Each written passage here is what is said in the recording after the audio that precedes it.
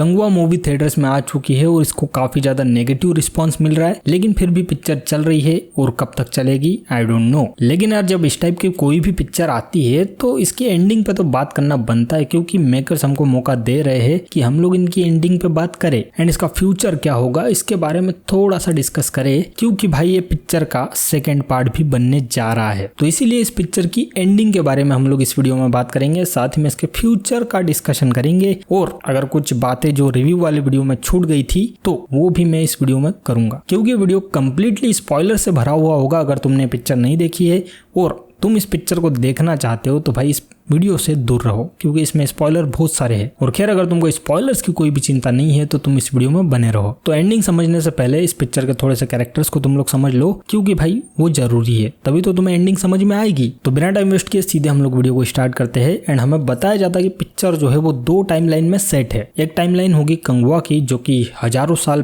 पहले की है एंड दूसरी टाइमलाइन है फ्रांसिस की। ये 2024 की करंट टाइमलाइन है। सूर्या इसमें डबल रोल में हमको नजर आएंगे एंड इसी के साथ इस पिक्चर में एक बच्चा भी है जो कि तुम्हें डबल रोल में नजर आएगा। वो काफी ज्यादा इंपॉर्टेंट कैरेक्टर है। कंगुआ वाली टाइमलाइन में उसका नाम होता है पोरवा एंड फ्रांसिस की टाइमलाइन में उसका नाम होता है जेटा। तो ये था इस पिक्चर के कैरेक्टर्स के बारे में छोटा सा इंट्रो। अब अपन एंडिंग के बारे में बात करते हैं। दोनों ही टाइमलाइन में काइंड ऑफ उस बच्चे का किडनैप हो जाता है। जब कंगुआ वर्सेस उधिरन हो रहा होता है, मतलब उधिरन के जो लोग है वो कंगुआ को मारने के लिए आते हैं जंगल में, तब वो पोरवा को उठा के लेके चले जाते हैं। एंड सेम होता है 2024 की टाइमलाइन में, जब फ्रांसिस के पास में से भाई वो रशियन लोग जो है वो जेटा को उठा के लेके चले जाते हैं। एंड ये रशियन आर्मी टाइप जो लोग आते हैं जेटा को उठाने के लिए, ये उसी रिसर्च सेंटर के गार्ड्स होते हैं। रशिया का ये जो बायोमेडिकल रिसर्च सेंटर होता है जहाँ पे जेटा रहता था, उसके दिमाग के साथ जो भी एक्सपेरिमेंट चल रहा था वो यही हो रहा था। और जो उसके दिमाग को साइंटिस्ट लोग एडवांस लेवल पे पहुंचा रहे थे, मतलब ट्रेनिंग दे रहे थे अच्छी खासी। अब वो किस टाइप की होगी आई डोंट नो,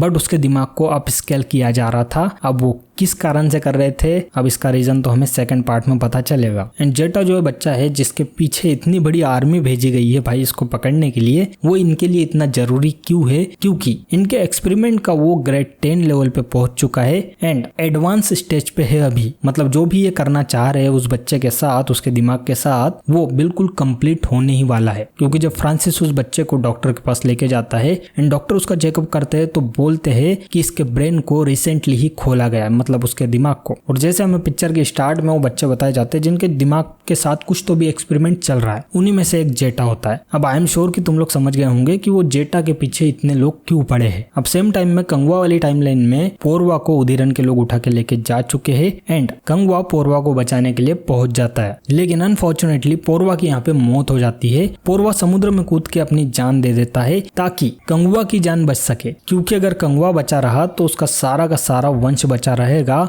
मतलब जो भी उसके गांव वाले थे वो बचे रहेंगे। अगर कंगुआ ही खत्म हो गया तो भाई सब कुछ खत्म हो जाएगा। और जैसे ही पोरवा अपनी जान दे देता है, शार्क उसको खा लेती है। उसके बाद भाई कंगुआ जो है वो उधिरन को इतनी बेरहमी से मार डालता है। अब यहाँ पे तो उधिरन का चैप्टर क्लोज कर देता है वो। एंड उधिरन को मारने के बाद कहता है कि मैं पोरवा का एहसान मतलब कैसे चुकाऊंगा, कई जन्मों तक भी नहीं चुका पाऊंगा, इस टाइप के कुछ तो भी लाइन है वो बोलता है। अब यहाँ पे कंगुआ का चैप्टर क्लोज हो जाता है। अब अपन फिर से प्रेजेंट वाली टाइमलाइन में पहुंच जाते हैं। फ्रांसिस जो है वो जेटा को बचाने के लिए पहुंच जाता है उस प्लेन में एंड वो जेटा को बचा भी लेता है। जैसे कंगुआ वाली टाइमलाइन में वो पोरवा को बचा नहीं पाया था कंगुआ, लेकिन प्रेजेंट टाइमलाइन में फ्रांसिस जो है वो जेटा को बचा लेता है। अब फ्रांसिस जेटा को बचा के अपने साथ लेके आ चुका है। जेटा बिल्कुल सेफ है, लेकिन जो आदमी जेटा के पीछे पड़ा हुआ था, जो भी ये रिसर्च सेंटर चला रहा था, उसका फेस हमारे सामने पहली बार रिवील होता है एंड वो कोई और नहीं कार्थी होता है। ऐसा उसका कुछ खास नाम तो मेंशन नहीं किया गया पिक्चर में, लेकिन जब उसके आदमी उसे बताने के लिए जाते हैं कि सीसीटीवी कैमरे में कौन कैद हुआ है, तो वो उसे कमांडर कह के बोलते हैं। तो वो आदमी उसे बताता है कि जेटा को किसी ने बचा लिया है एंड जिसने उसे बचाया उसका नाम है फ्रांसिस।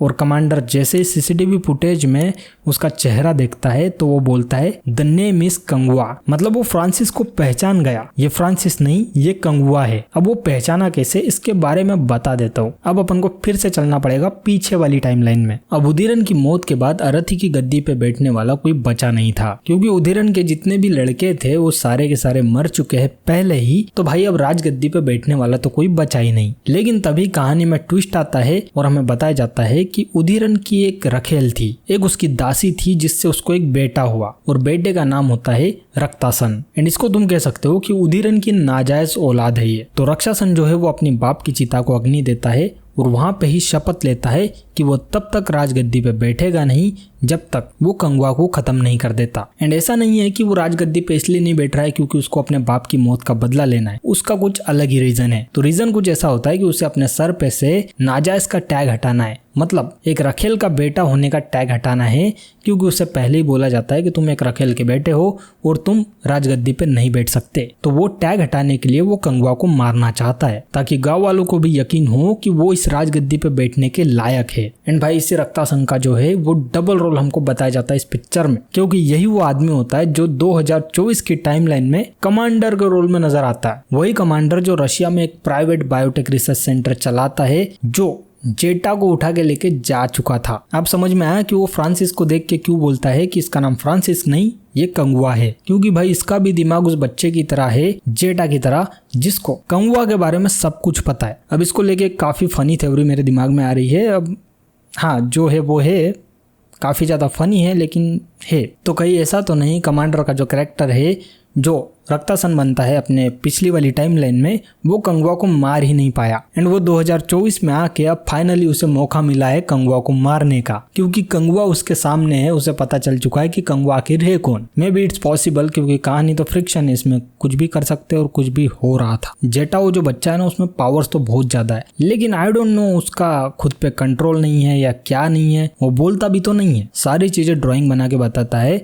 जैसे कि उसने ट्रेन में कंगवा का एक फोटो बनाया था, मे बी ये एक यूनिवर्स को साइन हो, क्योंकि जब वो फोटो बनाता है तो उस पर चांद की रोशनी पड़ती है। एंड जब ये पिक्चर स्टार्ट होती है तो हमें चांद के बारे में बहुत सारी इंपॉर्टेंट चीजें बताई जाती है कि कौन कैसे मर रहा है, क्यों मर रहा है, इसके बारे में हमें कुछ पता नहीं है। लेकिन ये जो चांद है ये सब कुछ देख रहा होता है। तो वो जो दादी अम्मा स्टार्ट में बच्चों को कहानियां बता रही होती है, तो उसमें पूर्वा भी बैठा हुआ होता है उसके सामने कहानी सुनने के लिए। एंड दादी अम्मा की कहानी में चांद की काफी ज्यादा इंपॉर्टेंस है। तो इट्स पॉसिबल कि चांद के माध्यम से भाई मैसेज पहुंचाया जा रहा हो। अब देखो ये जो भी थ्योरीज निकल रही है काफी फनी है, लेकिन भाई पिक्चर भी तो फनी थी। जेटा में सुपर पावर से ये तो हमें एंड आते आते पता चलता है, लेकिन मेकर जो है वो हमें पहले से हिंट दे रहे थे। जब वो बच्चा एकदम हाई स्पीड ट्रेन में एकदम से चढ़ जाता है तो वो कैसे चढ़ा, बिना सुपर पावर के तो चढ़ ही नहीं सकता। तो वो उन सुपर पावर्स के जरिए ही उस ट्रेन के अंदर चढ़ा था। एंड जब पिक्चर एंड हो रही होती है, जेटा को फ्रांसिस अपने साथ में लेके आ चुका है।